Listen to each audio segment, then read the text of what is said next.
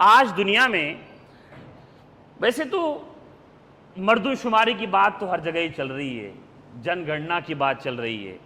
لیکن آپ مردم شماری اگر جو دنیا کے موجودہ ہے اندازے کے مطابق وہ صحیح تو ایکوریٹ کبھی بھی نہیں ہو سکتی۔ 800 کروڑ انسان بستے ہیں، ان میں سے تقریباً 150 کروڑ مسلمان ہیں، اس سے زیادہ ہیں، اور آپ کو مذہبوں کے اعتبار سے تفریق ملے گی، اتنے مذہب، اس مذہب کے ماننے والے اتنے، لیکن سچائی یہ ہے کہ دنیا میں سب سے زیادہ جو لوگ بستے ہیں، خواہ وہ نام کے جب مردم شماری ہو، جن گننا ہو تو اپنا نام لکھا دے وہ ہندو، نام لکھا دے وہ اپنا کرسچن، رجسٹر کے حساب سے ان کا مذہب طے کر دیا جائے، لیکن جب ان کے دل کو آپ جانچیں گے یا بیٹھ کر ان کی رائے پوچھیں گے، ان کا نظریہ آپ ٹٹولیں گے تو پائیں گے کہ وہ کسی مذہب پر یقین نہیں رکھ رہے، وہ اپنے مذہب کو نہیں مان رہے۔ دنیا میں جب سائنس کا انقلاب آیا اور چیزوں کو پرکھا گیا تو چاند پر جا پہنچا انسان، ہواؤں کو پھاڑ دیا، فضاؤں میں جا کودا، کہاں کہاں پہنچ گیا، تو وہ انسان اب مورتیوں کو کہاں ماننے والا؟ وہ مان رہا ہے تو بحث ایک ٹریڈیشن کے طور پر، ایک تہذیب کے طور پر، ایک کلچر کے طور پر، یہ تو ہندوؤں کو ہم نے پڑھا ہے، سنا ہے ایسا بولتے ہوئے، لیکن وہ نام کے ہندو ہیں، جب جھگڑا ہوتا ہے تو پھر قومیت غالب آتی ہے، وہ ہندو بن کے لڑتے ہیں، لیکن ان کے دل سے آپ پوچھیں گے تو وہ ان مذہب پہ یقین نہیں کرتے۔ یہ سارے انسانوں کے دل میں ایک بات ہے کہ یہ جو مذہب والے خدا جو بتا رہے ہیں، بنا کر کے ایک جعلی تصویر بنا رہے ہیں، ہاتھوں سے بنایا ہوا خدا، یہ خدا نہیں ہے۔ اتنی بڑی کائنات کا خدا اتنا محدود اور لمیٹڈ کیسے ہو سکتا ہے؟ یہ جو قرآن پاک میں اللہ تعالیٰ نے بتایا تھا کہ سوچو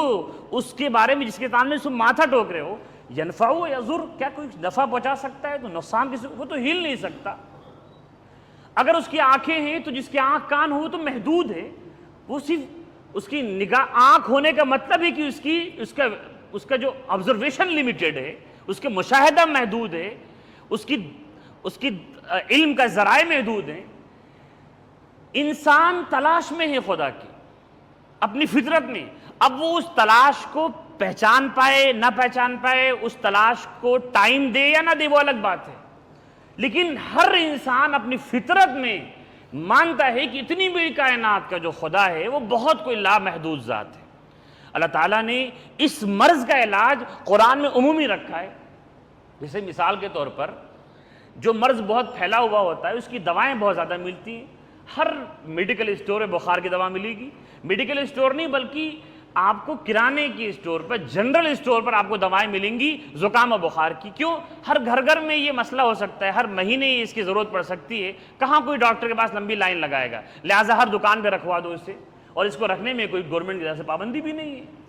اسی طرح اللہ تعالیٰ نے جو بیماری ہر انسان کی تھی اس کو ہر صفحے میں رکھ دیا، ہر صورت میں رکھ دیا کہ دیکھو نفس پہ کنٹرول کرو۔ اللہ فرماتے ہیں یا ایھا الناس، خطاب سب کو ہے، سارے انسانوں کو، مسلمانوں کو صرف نہیں ہے،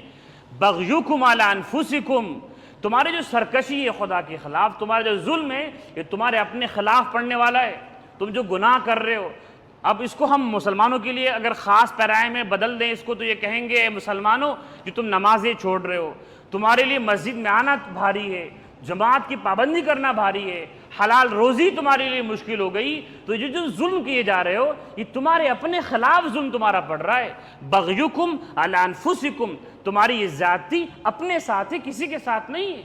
متاع الحیات الدنیا، یہ جو دنیا ہے بہت تھوڑی سی زندگی، تھوڑا سا وقت ہے، یہاں کی لذتیں، یہاں کے آرام، یہاں کی آسائشیں، یہاں کی نیند، یہاں کا بستر نرم، یہ سب کچھ بہت لمیٹڈ، بہت تھوڑے وقت کے لیے ہے۔ ثم الینا مرجعکم فننبئکم بما کنتم تعملون، پھر آخرکار تمہیں ہمارے پاس ہی لوٹ کے آنا ہے،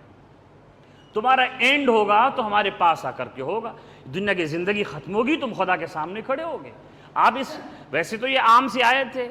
کوئی بہت زیادہ وجہ نہیں اس کے انتخاب کی، کیونکہ اس طرح کی سینکڑوں آیت قرآن میں ہیں، بس اسی طرح کی باتیں قرآن میں ہیں جو عجیب سی تاثیر رکھتی ہیں۔ یہ ایسی دوا ہے جس کو ہر انسان کی ضرورت ہے۔ ثم الینا مرجعکم، تمہیں لوٹ کے ہمارے پاس ہی آنا ہے، فننبئکم بما کنتم تعملون، تو ہم تمہیں بتائیں گے کہ تم اعمال کیا کرتے تھے۔